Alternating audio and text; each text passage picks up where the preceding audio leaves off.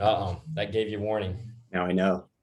All right, John. So we were just chatting that we're just going to talk about comics. So I'm a CovrPrice user, and so we were able to connect via email, and that was kind of fun. And you were like, "Hey, let's chat and nerd out over comics." And um, we thought, well, let's record it and let other people nerd out over comics with us. So no agenda, but we thought we'd chat. And but what we like to do on Nerds on Earth is, well, we should say you're John from CovrPrice, and I'm Clave from Nerds on Earth. But what we like to do on Nerds on Earth is give us a little bit of your, superheroes, your origin story, right? So Sure, yeah. just quickly, how did you become a comic book lover? Well, it's funny. So my co-founder and I, we've known each other since we were 7 or 8. We were literally playing on jungle gyms in like elementary school, and playing lava monster, trying to. And so, I mean, when you fight lava monsters, you become friends for life. So obviously we had to. Right. That'll bond Yeah. a couple guys. Yeah. Yeah, and we were lucky enough to live next to a bowling alley with some video games. We had like Mortal Kombat, Street Fighter, Killer Instinct, those kind of games. And then right next door was a comic shop called Graffiti, and it was like a super small, like almost like a U-Haul, not a U-Haul, but like a those storage bin kind of things. Yeah. Where you just go in and there's comics on the wall, and it was great. Yeah. And so, we'd always go in there and hang out, play video games, first walk there, play video games, buy comics, come home, read comics, draw comics, and, talk comics. And over the years, our collection started growing, and Matt, stayed with it. He went into entertainment. He went into, working at some of the film studios and stuff like that. And he always, just loved the arts, and especially comic book medium, because it just had so many stories. And I, went into psychology. Then I went into something called human factors, which was more of like, how do humans perceive their environment, and how do we design technology for them? And out of that, I became a user experience specialist. And so I worked got into UX. Yeah, and so we get a lot that, people like the look and feel of CovrPrice, and it always makes my heart feel good, because I'm like, thank God that all those years in school actually paid off for something, But what happened is I started going down that road, and, consulting and working for agencies and stuff. And then Matt, we were, always friends. He came over one day and he was like, dude, that NYX #3, it's when like Logan was coming out, the movie. He's like, that's worth like $1,500 right now. I was like, wait, what? And it blew my mind that this thing that I loved, that I hadn't really touched in like 10 years, I was just kind of put it on the shelf. In a box. Yeah. In a box someplace. And I'm like, it's worth $1,000. I'm like, what else is my collection worth? And I had no idea, And so with my background in technology and design and strategy, and Matt also went on to write for like different blogs and like different comic sites. And he became, his claim to fame is he went to the bank to sign a loan, and the guy looked at his name and said, hey, you're Matt DeVoe, you write about comics. And he's like, yeah. And he was like flying. He was so happy all day. I just got recognized at the bank, so I'm kind of a big deal. Yeah. I mean, yeah, don't mess with me, right? And so it was just kind of random. But anyway, we started working on it, and it took us about 2 years just to put together the database, just to put together like the process. Okay. And out of that, that's our origin story. We put it together, launched it, and rang the bell and said, check it out, and people started coming. Yeah. Okay. There's so many things in that story. One, I recognize from the video games that you play. Like, I'm a little bit older than you are, because my video game, like I held the record on Donkey Kong Jr. for years at my little local arcade that was close to a comic shop. And I think I still have the record, because the pizza joint closed. So you my video games are a little old, but it's like I hear that story and I'm like, oh my gosh, doesn't that sound good? I remember those days when, because you mentioned 7 or 8. So I was 7, and I bought my first comic book off a drugstore spinner rack. Right? Do you remember what it was? Yeah, Amazing Spider-Man 200. Oh, nice. So, okay, yeah, that's which is a great comic, and it's it was a neat cover, and I saw 200, which is a round number. So as a kid, I'm like, I don't know, I guess that's a good comic. But I saw Spider-Man, and I was just a kid, but I love it.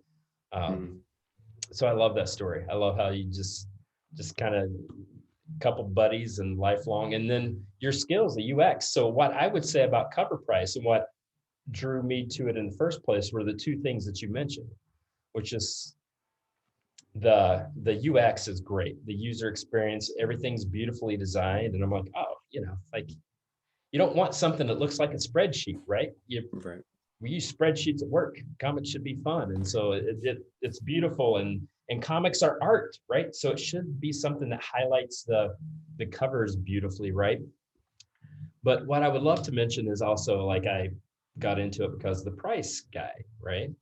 And so I would love for you to tell me a little bit about how that price guide works. Like you don't have to, I don't want you to share the secret sauce or whatever, but just the, general nature of like how you get the accurate pricing. Right. It's funny, just to touch on the origin story. I think that's kind of the case. I get emails from people reaching out, and it's funny because, I'm the CEO and co-founder of CovrPrice, but I'm answering basically all of the emails because I want to hear what people are saying. I think when you start up a company, you need to know what people are talking about, especially that's the user researcher in me. And I do hear a lot of origin stories. Like we get all the time, like, oh my God, like I haven't touched my collection in years. And now I can, and it's exciting. It's like a stock market. I'm seeing it go up and down, and it makes me feel real good.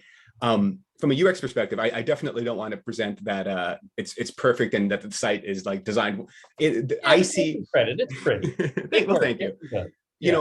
My perspective was like, celebrate your collection. That was my theme in designing it. And I noticed like a lot of the people out there, a lot of comic sites were like, just kind of like you said, a spreadsheet. And I was like, damn, like every single one of these images is an emotion for me. I think about like the Spider-Man 200. I'd be like, oh man, I saw that in the spinner. That was amazing. And I don't know. I really wanted to design a site that like allowed you to look at your collection, remember that time and place where you were, feel the emotion of like connecting with a story, and good art, good writer.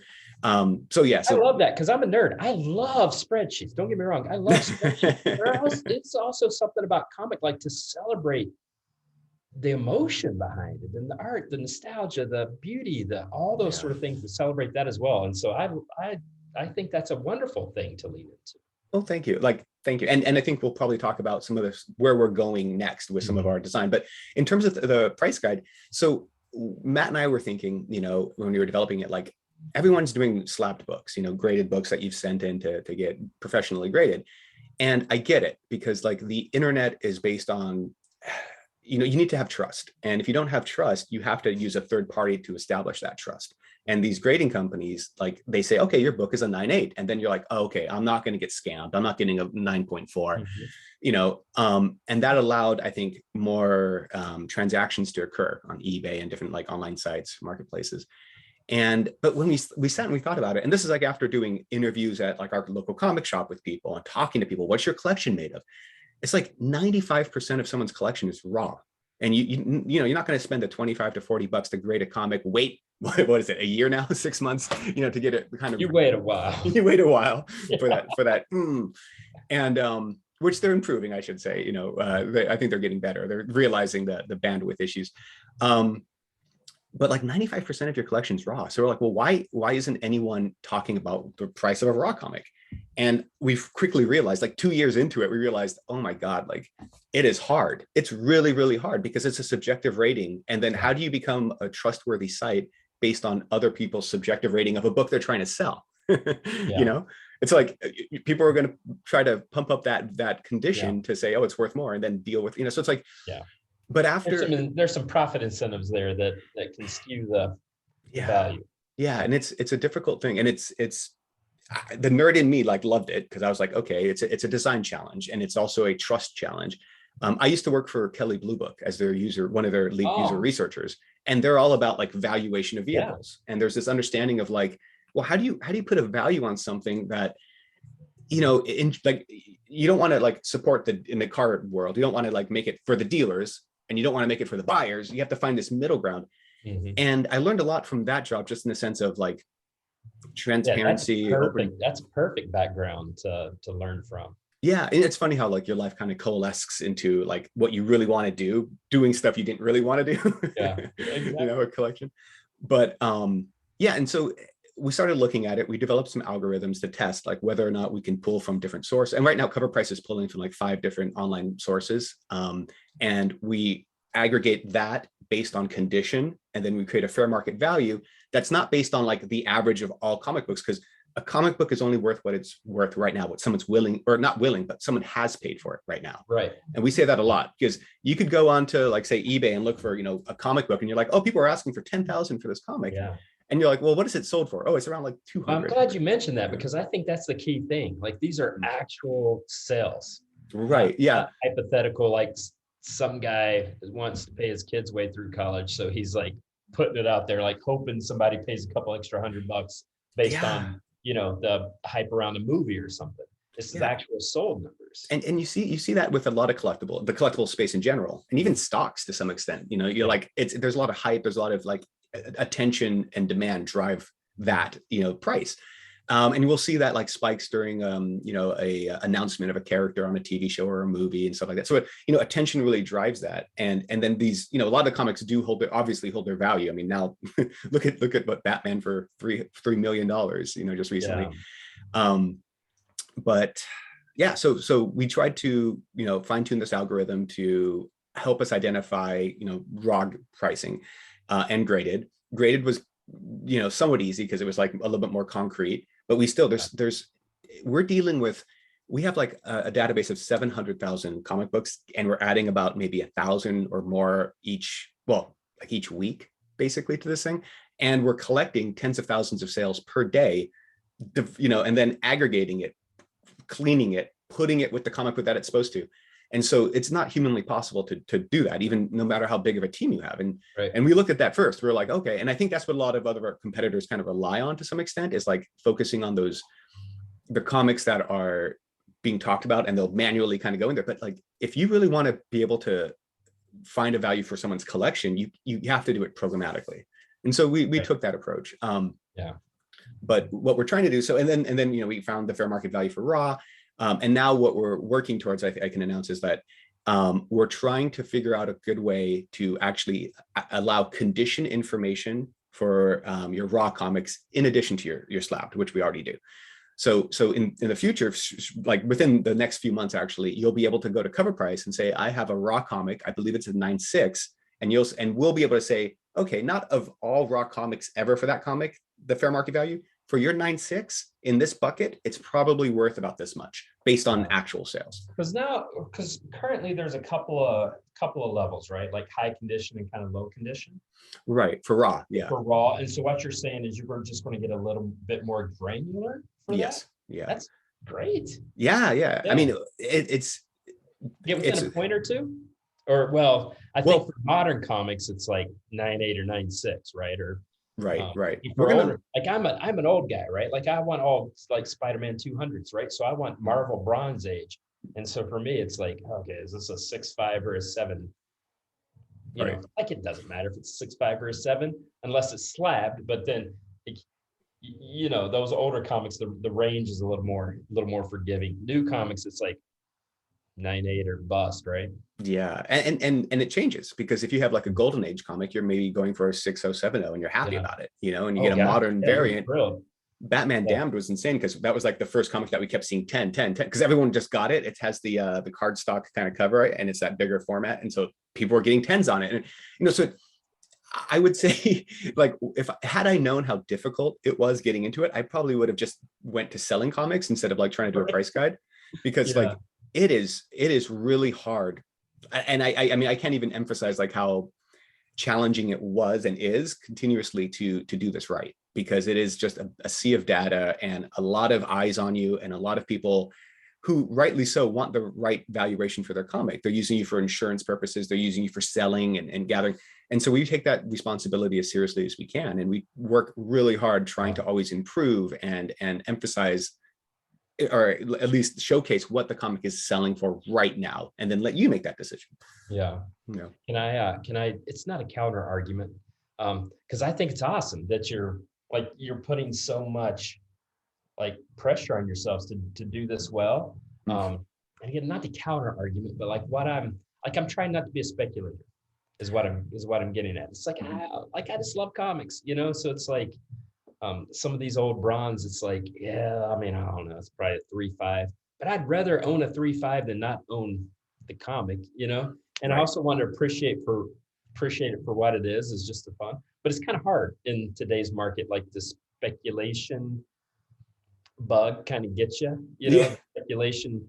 Uh, you kind of get in there, and so I don't do a whole lot of modern comics, but whenever I do kind of get sucked into modern comics, I see that and I'm like, oh man, this might It's be a good one to buy if I could get it in 9.8. And I try to fight against that, right? Because I'm like, I just love comics. I want to read them. I want to like collect them, and my one of the mm, things my daughter and I did during the pandemic is we watched through all the MCU movies, and that was just as a father, like that was just one of the joys of my life, just to spend that time. And I love the movies and she loves them now. And just to do it for the love and not to do it for like hunting for the keys, right? right, Um, right. so how do you Mm, balance that? mm. As like professionally, you want to do the best that you absolutely can, and speculators are part of the market, like they're part of the, but how do you balance that between like, all right, everybody, just relax and just love comics. Yeah, no, that's a great question. It's so what we do sometimes when we do like we're designing a website, you start creating personas of people. And so Yeah. the first year I started looking at like, okay, what's the collector mindset? Like what do comic book people like? And I don't know if this is accurate, but the patterns that I started seeing was like there are readers who would enjoy comic books for the stories. And the readers are like the people who are like your daughter watching a Marvel movie and being like, oh, wow, I like this character. This is cool. And Yeah. just like it. They're the ones buying digital online and reading it. They don't care what it's worth. They just want the story. But then you got the collector. And the collectors like you and I who are like, I've never actually sold a comic book in my life. Matt and my You want team more of them obviously because they're have. awesome. Yeah, Yeah. and it's funny because I give the perspective of the collector who's like, I just like having these things. I mean, these are memories, and I really am, passionate.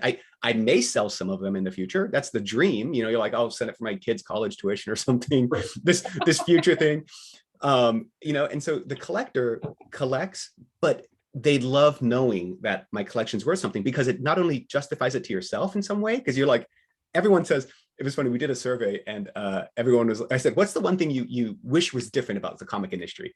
Because I'm trying to understand like the pain points and stuff. And everyone like unanimous was like the amount of space that my comics take up.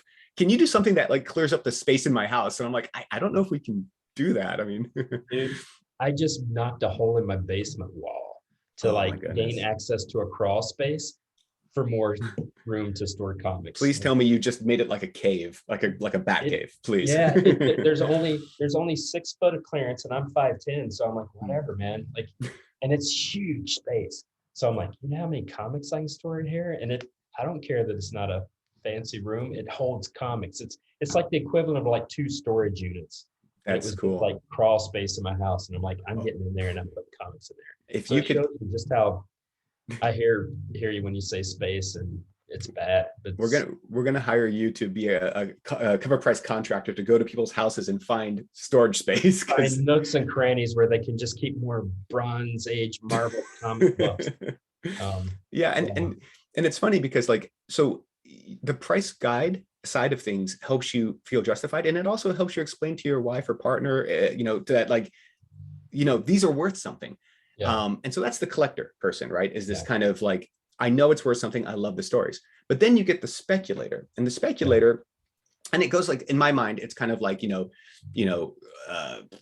of the market are readers who are kind of just interested, 40% are, collectors, and then 10% are these speculators. Yeah. But the speculators are the influencers. The speculators love They it so really much that, are. So yeah, that 10% is kind of overrepresented, particularly on like YouTube and YouTube channels. It's like all the speculators that creates this FOMO. And I'm like, mhm. there's also like fear of missing out, but then there's like fear of going bankrupt, that we don't talk about too. Yeah. Where it's like because the speculators are, like you said, all the influencers like kind of overrepresented. So I would Yeah. love, yeah. So say more about that. Yeah. And so it's I find it fascinating because like you said, like a commodity like a comic book or a collectible is driven by demand and interest as well as condition and rarity and stuff like that. Yeah. And demand and interest side of things is really it's funny. I'm talking with my hands and I'm realizing it's the Italian part of me that's doing my but it's not coming across because it's all under here. You just see the shoulders kind of moving. But Yeah, no, the speculators, they're the ones who are driving interest because they're talking about the book. And then they continue to move it and say this is going to be, they're doing the speculation about the movie and which one's going to invest in. And it's really interesting because if I was to say to you like, oh great, you're Spider-Man 200, you're like, oh, it's kind of worth maybe, I don't know off the top of my head, $5, $10, whatever it is, maybe 100. If I used to say no, it's worth 1,000, you could very easily move from a collector to a speculator and then back down into a collector. You'd be like, oh, let me research this. Let me see why. Do I want to sell it? Do I want to grade it? And those movements across that spectrum is where I think CovrPrice really, shines, because we support the reader in that, like, hey, this is some of the story stuff. Here's some of our content around why. We support the collector because it's like, did you know that this is happening? And then we support the speculator because we're like, here, this justifies your transactional decisions because here's the actual values that you might want to start, talking about. And so people move up and down that spectrum, I think. I think there's more weight in the collector because it's kind of like, I'm like, the value like right here, it's worth $1 million to me because that's my first comic book. I know, man. I know. Trust me. I have I keep buying comics. And I'm like, damn, I got to start maybe selling or like doing something with these, but it's crazy. I'm trying to think. There's one other point I was going to make. I lost it. It'll come back to me. You're talking about the avatars, the not, did you call them avatars? What did you call them? The three different. Oh, the personas. The personas. Yeah. I mean, yeah, I guess, that was what it was. The other thing to consider, I think, about comic books as a unique kind of medium is that in the 90s, there was such an inflation in print run, and people were like, oh, the death of comics. It's funny, the death of Superman would lead to the death of comics because you're printing out millions of comics. Yeah. And everybody has a story, like of waiting in line to get the Superman comic book because it was so much hype around it. And everyone was like, okay, this is going to die. And then what happened is, as everything went to digital, you start seeing print media dying, like magazines kind of dying. They're still there, but their print readership all went to online. No more newspapers and stuff. But a comic book, because of its inherent value to collectors, maintained, right? And it actually survived all through this Armageddon of moving from analog to digital. And all of a sudden, it justified the medium. And the cool thing is, because condition plays such a high value in comic book values, you'd see the death of Superman now selling for like $100, $200. And you're like, wait, what? It did go up? Spawn, #1, huge print run. It's the #1 comic book in everydy's collection. There's a gazillion of them. And it's selling for hundreds. It's like, so the naysayers in the 90s who were like, it's comic books are going to, go digital and stuff. And the people who tried to create a digital version of comics, and sell them, which is fine for the readers, but they missed out on like the actual inherent value of something that you truly love and that you would pay money for. And that's what I think made comic books survive that kind of valley of despair for a lot of print media. Well, it's interesting, the larger ecosystem of comics, right, and the shops. So I'm also like, on Nerds on Earth, I should have an article on Dazzler soon. Like, I love writing about Dazzler because Dazzler was the first comic that was for the direct market, right? Like, I thought you were talking about the X-Men character. I'm like, that's such a unique thing to write about. Dazzler, but okay. But the comic book, Dazzler 1 was comic shops only, which in 1981 were fledgling sort of thing, and now you can't find comics on the spinner racks anymore, but you can find them in these comic shops. And so just the general economics of the ecosystem, right? And like, I love comic shops. Like, they're kind of my happy place. Like, if I'm stressed at work or whatever, it's like, oh man, it's been a week, and I'm like, I tell my wife, I'm like, hey, I'm just gonna run to the shop. It's funny, Matt gets in trouble for that, disappearing, because he falls into a zone and he's like, boom, dollar bin guy. And he's like, hours pass, days pass, and he's like, he loses time. And it's kind of relaxing, and I love it, and it's good. And in my local shop, they have tons of back issues, and I think they sell more back issues than they do current comics now. Well, and I wonder, obviously Wednesdays are less of a big deal because DC's on Tuesday now, but whatever, it's still, new comic books are still a big deal. But I do wonder in the general ecosystem, because I go in and I see the price on comics, like a new comic, and I'm like, oh, whatever, $3.99. Like, would I rather buy 10 of those, or like one sweet like $40 like Fantastic Four, number 1 30 or whatever. That's just old but kind of sweet, and has an awesome curvy, Yeah. cover. And so I'm the kind of guy, it's like, I'd much rather spend $40 on like one old comic. But then, there's tons of folks that their pull list is, they'll buy 10 new comics for $3.99 a week. And so it's interesting you talking about these personas and how they interact. And I hope it means that the ecosystem is, Robust. stability and health even in the middle of this pandemic. Well, what we've been seeing, and like we've tracked hundreds of millions of dollars of comics a year in the aftermarket alone, not even considering direct to sale, right? And it's like and look at eBay. I mean, you type in like a comic to search and you have 3 million options. People are selling and moving comics. It's a robust industry in that sense. And I interviewed a lot of shop owners, and we talk to retailers all the time, and we're like, okay, well, because my biggest fear, and this is like a PSA for like retailers out there, my biggest fear is that the shops use CovrPrice to grade their modern comics, and then they up the values, and then no one buys the comic books because now everyone knows what it's worth, right? Yeah. And the good thing is, like, the shops that do that don't survive, because there's a lot of comic shops out there, and people go to the places where they're not trying to get price gouged by the actual shop.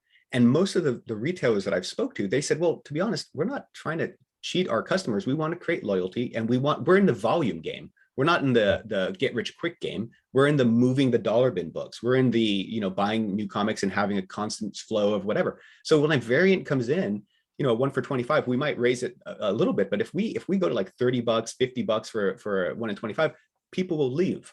And that gave me hope, because I was like, I don't want to destroy the community that I love. That's the last thing. I don't want to create Skynet, And so it's kind of like that idea of like, both parties are using it, and the dollar bin books are making money for the retailers, because they're in the volume game. They're not trying to make most the good ones out there, I think, are in that game, Yeah. Well, I have, a couple hundred comics in my CovrPrice wish list that I'm, because, part of the fun is just a hunt for me. It's like, I'm just like, I don't know. There's been some that's been on there for a while, because they're old. They're 45 years old. And, it's like, they're not, every shop's not going to have that, which is kind of fun for me in the wish list. So the final thing is just like, what's your favorite comics? Like, what are you into? Geez, I'm into, like, it's funny. I've shifted from story to more of like interesting art and stuff like that. I started looking at, going through like my collection, I'm now kind of like shifting towards, like, I can't say Silver Age yet, but like I might start consolidating to go for like first appearances in the Silver Age. And stuff like that. I think that's kind of like the goal, to bring my collection down. But Something's Killing the Children's very cool. I think what have I back in the day, I was into like Humberto Ramos's like Crimson, like the vampire type stories. I was into that. Yeah. I ate that. Well, he's such an interesting artist. So. Yeah, his style is really great. Yeah. And so things like that. It's funny. It's like it's let me look around. What am I currently reading? Oh, East of West, I thought was a freaking great story. That whole thing where it's like a apocalypse kind of future, and the four horsemen basically come and like are interacting in a Western style future. It's really great. It's really well written. I don't know. There's just so many great things out there, that you're kind of dividing. But to be honest, 98% of my time is working on CovrPrice nonstop. Yeah, you're like, so. I just have a stack that I will never get to reading. What's funny is, so we're constantly going into the site and adding missing items, or updating, like, going and checking our sales data to make sure. And so I'm literally looking at comic book covers every single second of the day. And it's funny because we have a lot of people working on our team doing that. And we all kind of come back like, we're having fun. This is like I'm working, but like, it's really kind of cool that we get to do this. And, so it's a weird kind of like, I enjoy doing it, but it's still like all consuming. Well, and I'm sure, and there's esoteric guys like me that I like Marvel Bronze Age, but then in terms of collecting, I'm like, gosh, wouldn't it be neat to get like all the Mark Jewelers inserts from, 1974, because that was the year I was born, or, like whatever funny little like collector, you can game yourself into. It's funny is we see some really interesting niches. Like there's the people who just collect Christmas covers, Santa Claus doing something, there's the pre-code horror genre, that people are just totally into. People, I personally love homage covers, where they're like, I think that's why it's the best hobby. Like it's a great hobby because like you can speculate if you want, if you're like, hey man, I'll just kind of run this side hustle and I'll buy low and sell high. Like that's perfectly viable. You can be guys like me. It's like, I don't know, like I loved these when I was a kid, so I'm just going to collect this run of Dazzler, or whatever. Or you can get in this like little, okay, I'm just going to do the homage covers, and it's fun, and there's a little bit you can do new, you can do old. There's really something for everyone. If you have a collector itch at all, comic books are awesome. So I'm curious, why Dazzler? I know you said there's the historical aspect, but is it the character itself that you're interested in as well? Like this, her power? I was Claremont X-Men, right? So my favorite era of the X-Men were the Australian years. And so that was when Dazzler was on the team. And so this was, in the later 80s, this was the X-Men, and this was right before, I discovered girls and I gave up on comics, I think that's the story right there. Yeah, but that was formative, right? And so Dazzler was on the team. And so I just love those characters, right? And so I've gone back and now, Dazzler as a comic ran 42 issues. So as a collector, I'm like, yeah, I mean, there's my hunt, right? I'm going to go through these dollar bins and until I get 1 through 42, and I can put them in CovrPrice, right? And it can tell me, okay, I own this issue, and then the ones that I don't own are on my wish list in CovrPrice, and it works great for me. So that's actually a good segue, because the cover, it's funny. Back in the day when I was in school, I loved like Japanese style stuff. I used to live in Japan, and I did martial arts my whole life. And so I wanted to just be around the culture. And so I volunteered at the Japanese garden that was on campus. And by the way, I'm sorry if there's all the knocking. I can't turn that off. I don't know if you're hearing. I got work going on behind me. It's okay. Yeah. It's people saying like everybody just relax. It's yeah. free content on YouTube. Just chill out, everybody. Yeah. There you go. Thank you. You're gonna have to sit in the sound editing thing, cutting it all out. But I used to work in this Japanese garden, and when I started, Nobuyatsu Kurita, the Japanese gardener who worked there, and super simple, like chill kind of guy, like no frills. I'd wake up at like 4 a.m, put on the waders, vacuum the koi pond, but the thing, get all the algae out. And I remember sitting there and I loved it, it was the coolest thing. And we'd drink tea in the morning, and he'd sit down and he goes, I'm sorry. And I was like, for what? He goes, this will ruin gardens for you. And I was like, what do you mean? He goes, you will never be able to enter a garden and appreciate it for what the beauty it is. You will always see the things that need to be fixed. Oh. And I was like, oh, that's wisdom. And oh God, you're right. Yeah. And I feel the same way about CovrPrice, because I hear you, like everyone is like saying nice things and people have great critiques as well, but I only see the problems with it. And I think that's a good sign in that, like, it'll only make me want to make it better and better. Cause it's in my mind, it's like, it always has that, like that one leaf that's growing out of place that I need to kind of trim and make sure it's better. And so when you mentioned the wish list, some of the stuff that we're working on. So in the next few months, it's taking time, because it's hard to work with your development teams, and hard to schedule these things in a way that after user testing and then QAing and then beta testing, like it just takes time. So we always push back our schedule a little bit.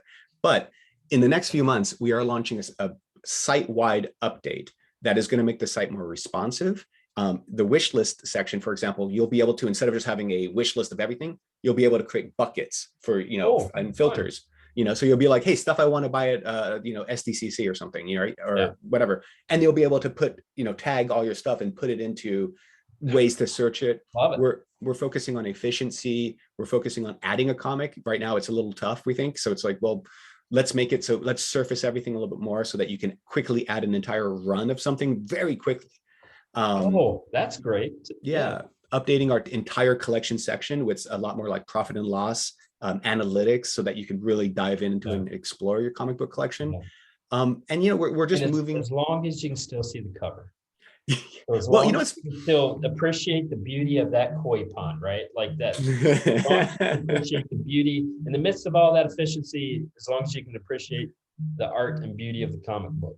it's funny what we're moving towards, because I have a lot of speculators who are going, the covers are great, but like I just want to get to the values. And like in me, I'm like, get out of here. Yeah, no. But we are building in like grid views versus list views, so you can get both, the best of both worlds if that's how you want to pursue your comics. If you want to strip all the joy out of your life, there's an option for that, if you want to play with numbers, go for it. Yeah, if you want to live a joyless existence, you do that. Yeah. So it's interesting. That is definitely one of the unique challenges, is that because there's so many different types of people getting into comics, each one also has a different way of enjoying their collection. And it is, from a design standpoint, it's like you can't design for everybody because you end up designing for nobody, but you also have to there's certain like efficiencies and things that you have to do in your pursuit of a good website that like, well, you have your personas, like those 3 buckets are great. Like if you serve all, like you said, if you serve all 3 of those customers, you're most of the way there. Thank you. We're trying. We'll hopefully we'll again, my gardener mindset's turning in like there's so much to do, but we'll be busy for years, doing it. Yeah. Well, I could talk for comics all day, but we only had a certain amount of time, but this is awesome. Like I'm so happy to hear from this and hear about comics. So I don't know, like maybe 3-4 months from now, we circle back and we can talk about the new features that rolled out and that sort of thing. If you're interested in 3 or 4 months, why don't we set up a time where I walk you through the site and talk about each of them, and we'll just do a whole kind of screen share. Yeah, let's do it. Cool. All right, so CovrPrice. So let folks know that you got to leave that E out. So if you do an E, you'll get all of the page search stuff. So you'll see us at the top still, but it's CovrPrice, CovrPrice. It's funny. I don't know if that was a good idea or a bad idea, but it saved us like $15,000 buying the URL to go with COVR. So why not? Yeah. And when you're in startup mode, that's every penny counts. But CovrPrice.com. We do collection management. We have price tables and price guides based on actual sales data for graded and raw comics. And we're been around for about 3 to 4 years now, and we're only getting better each year and each month. We constantly add people to the team, add new features, new ways for you to enjoy the hobby of comic collecting. Yeah, love it, man. Love it. All right. Well, I'm going to stop this recording. How about that? Thanks for your time. Appreciate it.